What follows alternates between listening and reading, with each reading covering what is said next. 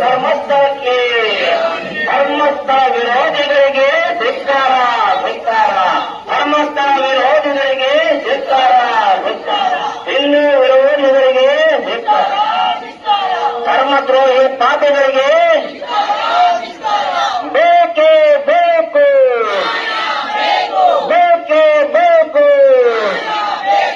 ಎಲ್ಲಿಯವರೆಗೆ ಹೋರಾಟ, ಎಲ್ಲಿಯವರೆಗೆ ಹೋರಾಟ, ಎಲ್ಲಿಯವರೆಗೆ ಹೋರಾಟ, ಅಪರಾಧಿಗಳಿಗೆ ಕಠಿಣ ಶಿಕ್ಷೆ ಆಗಲೇಬೇಕು, ಆಗಲೇಬೇಕು. ಅಪರಾಧಿಗಳಿಗೆ ಕಠಿಣ ಶಿಕ್ಷೆ. ಬೋಲೋ ಭಾರತ್ ಮಾತಾ ಕಿ.